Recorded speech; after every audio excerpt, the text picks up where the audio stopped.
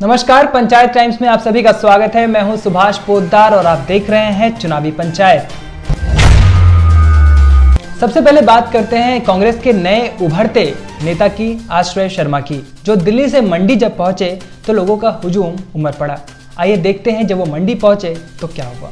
दिल्ली से मंडी पहुंचे कांग्रेस उम्मीदवार आश्रय शर्मा का मंगलवार को सलापड़ से मंडी तक कार्यकर्ताओं ने स्वागत किया। जिले के प्रवेश द्वार सलापड़ में दोपहर 12 बजे स्वागत समारोह में पूर्व मंत्री प्रकाश चौधरी, पूर्व सीपीएस सोहनलाल, जिलाध्यक्ष दीपक शर्मा सहित कई लोग मौजूद थे। अनिल शर्मा के खास समर्थकों ने आश्रय के स्वागत कार्यक्रम से दूरी बनाए रखी। आश्रय खुली जीप में सवार होकर मंडी पहुंचे। इसके बाद गांधी भवन में जनसभा हुई। पूर्व मंत्री कौल ठाकुर, उनकी बेटी सदर से कांग्रेस उम्मीदवार चंपा ठाकुर के अलावा वीरभद्र खेमे ने भी दूरी बनाए रखी। लोकसभा चुनाव को देखते हुए चुनाव आयोग ने अपील की है कि उन्हें मतदान कर्मियों की आसानी के लिए रोहतांग टनल का इस्तेमाल करने दिया जाए, ताकि हम आसानी से चुनाव करा सकें और किसी को कोई तकलीफ ना हो। मुख्य निर्वाचन अधिकारी देवर ने लोकसभा चुनाव के लिए श्रम शक्ति और उपकरण पहुंचाने के लिए सीमा सड़क संगठन बीआरओ से 8.8 किलोमीटर लंबी रोहतांग सुरंग के अल्पावधि उपयोग की अनुमति देने की प्रक्रिया शुरू करने का आग्रह किया है। वहीं बीआरओ मनाली लेह राजमार्ग पर बर्फ साफ करने का अभियान शुरू करने की तैयारी कर रहा है और यह आश्वासन दिया जा रहा है कि अप्रैल मध्य तक रोहतांग पास को वाहनों की आवाजाही के लिए खोल दिया जाएगा।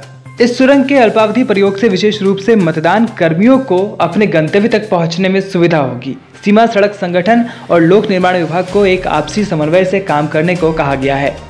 मुंगेरी लाल के हसीन सपने देख रही है कांग्रेस, ये कहना है धूमल का। प्रेम कुमार धूमल, जो पूर्व मुख्यमंत्री रहे हैं, भाजपा के कद्दावर नेता हैं, उनका कहना है कि इस वक्त जो है कांग्रेस बड़े बड़े वादे कर रही है, लेकिन वो जानती है कि उनके वादे कभी पूरे नहीं होने वाले, क्योंकि वो सरकार में कभी भी नहीं आने वाले हैं।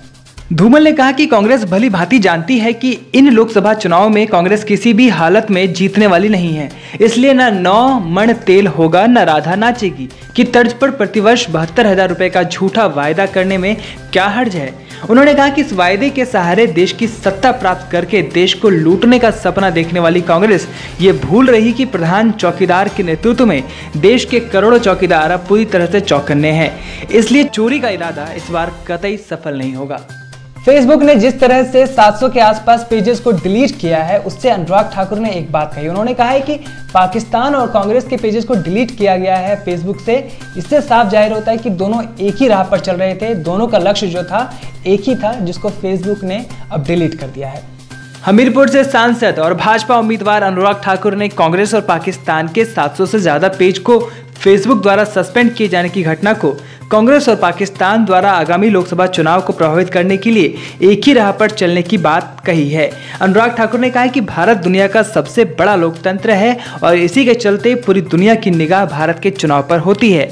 विदेशी ताकतें हमारे चुनाव को प्रभावित करके अपने पसंद की सरकार स्थापित करने के लिए प्रयास करते हैं, ताकि उनके माध्यम से अपना एजेंडा चला सकें। काफी माथापच्ची के बाद अब कांग्रेस ने कांगड़ा से अपना उम्मीदवार घोषित कर दिया है। पवन काजल को टिकट मिल गया है। महज 45 साल की उम्र में अब संसदीय चुनाव लड़ने को तैयार हैं पवन काजल, जो मौजूदा विधायक भी हैं। हिमाचल की कांगड़ा लोकसभा सीट से कांग्रेस ने पवन काजल को अपना उम्मीदवार बनाया है। काफी माथापच्ची के बाद अखिल भारतीय कांग्रेस समिति ने पवन काजल का नाम मंगलवार देर रात घोषित किया। वह राजनीतिक रूप से रसूख रखने वाले ओबीसी समुदाय से ताल्लुक रखते हैं। उनका मुकाबला भाजपा के किशन कपूर से होगा। रोचक बात यह है कि कांगड़ा में भाजपा और कांग्रेस से अपने मौजूदा विधायकों पर दांव खेला है।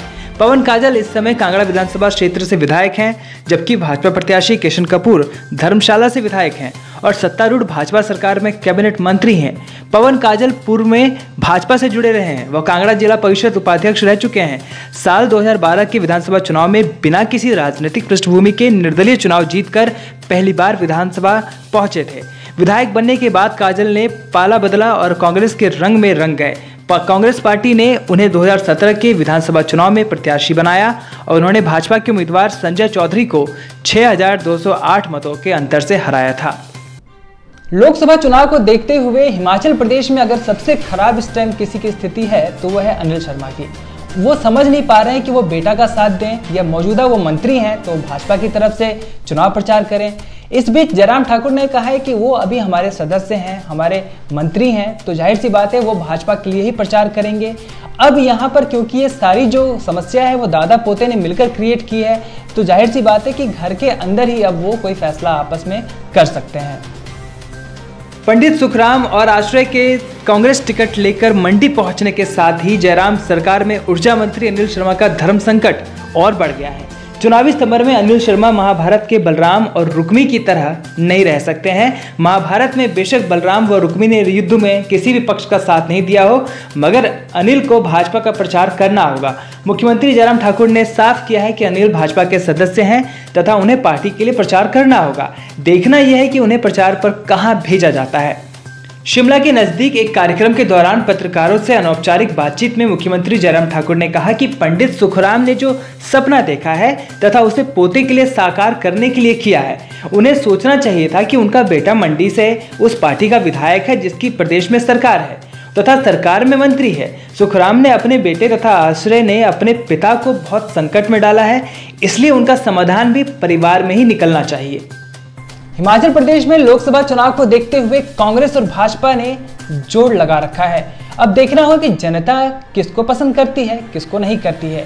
चुनावी पंचायत में आज के लिए बस इतना ही। आप हमें फेसबुक, ट्विटर, इंस्टाग्राम और शेयर चैट पर फॉलो कर सकते हैं।